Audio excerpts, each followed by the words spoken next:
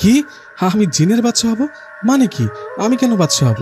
তখন রানী রোয়ানা আমাকে বললেন, সময় হলে বুঝবে, এখন বলো তুমি কি চাও, কেমন লাগছে রাজপ্রাসাদ? জবাবে আমি বললাম, জিনদের রাজ্য অনেক সুন্দর, কিন্তু আমি বাড়িতে যেতে চাই। আমার দাদা দাদি চিন্তা করছে নিশ্চয়ই, আর আমি ছাড়া ওদের কেউ নেই।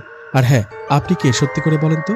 তখন উনি আমার দিকে তাকিয়ে মুচকে একটা হাসি দিয়ে বললেন, তোমার দাদাকে জিজ্ঞেস করো, উনি বলবেন। এখন যাও, পরে তোমাকে আবার আসতে হবে। এই কথাটা বলার সাথে সাথে আমার আর কিছু মনে নেই। জানি না হঠাৎ কি হলো আমার। আমি চোখ মেলে দেখি ঠিক আমার বিছানায় শুয়ে আছি। দিন হয়ে গেছে। আমি তাড়াহুড়ো করে উঠে এক দৌড়ে দাদার কাছে চলে গেলাম। আমাকে দেখে দাদা বললেন, কিরে, কি হয়েছে, তোর ভয় পেয়েছিস নাকি? তখন আমি বললাম, শুধু ভয় না, অনেক কিছু ঘটে গেছে, তুমি শুনলে অবাক হবে। তখন দাদা বললেন, কি হয়েছে বলতো একটু শুনি। দাদার কথা শুনে সব ঘটনা দাদাকে বলতে যাব, ঠিক তখনই দেখলাম দাদি আমার দিকে তাকিয়ে কান্না করছে। দাদির কান্না করা দেখে দাদাকে বললাম, দাদা, দাদি কান্না করছে কেন, কি হয়েছে?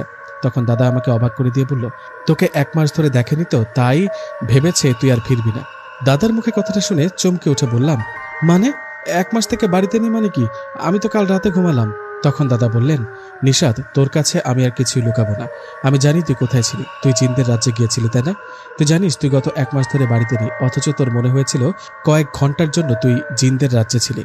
দাদার কথা শুনে কি বলবো বুঝতে পারছি না। অবাক হয়ে বললাম, তুমি জানো তাহলে আমি জিনদের রাজ্য থেকে ফিরছি?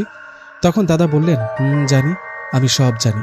আর তোকে আজ একটা কথা বলি, তুই তো তোর জন্মের পর তোর মাকে দেখিসনি।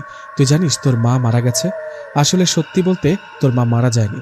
জিনদের রাজ্যে যে সুন্দরী রানী রোয়ানাকে দেখছিস, উনিই তোর মা।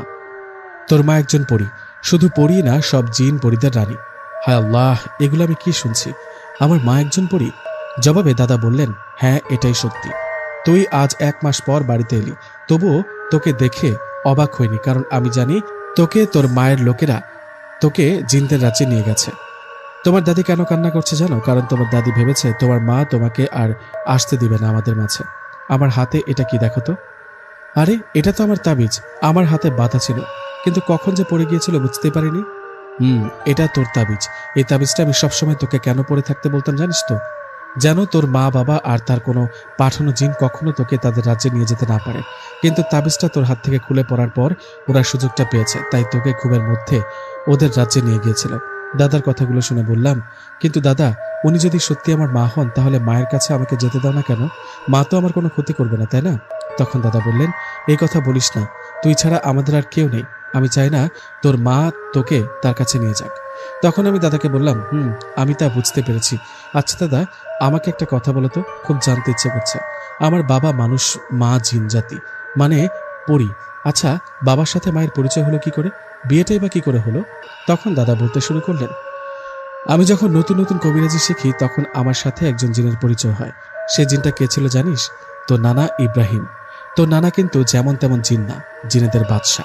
তোর নানার সাথে আমার ভালো বন্ধুত্ব হয়। এভাবে কেটে যায় কয়েকটা বছর। এদিকে তোর বাবা বড় হয়, আর ইব্রাহিম জিনের মেয়েও। কিভাবে জানি তাদের মাঝে পরিচয় হয়। ও একে অপরকে ভালোবেসে ফেলে।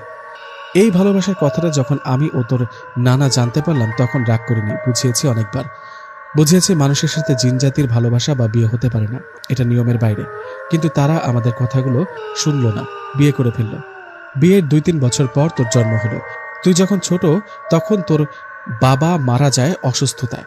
তারপর তোর মা তোকে তার সাথে নিয়ে যাবার অনেক চেষ্টা করেছে, কিন্তু আমি যেতে দিইনি। তোর মা এখন পরীদের রানী। তোর নানা মারা গেছে, তাই তোর মা চান তুই হবি জিনদের বাদশা। অবাক হয়ে দাদার মুখ থেকে পুরো ঘটনা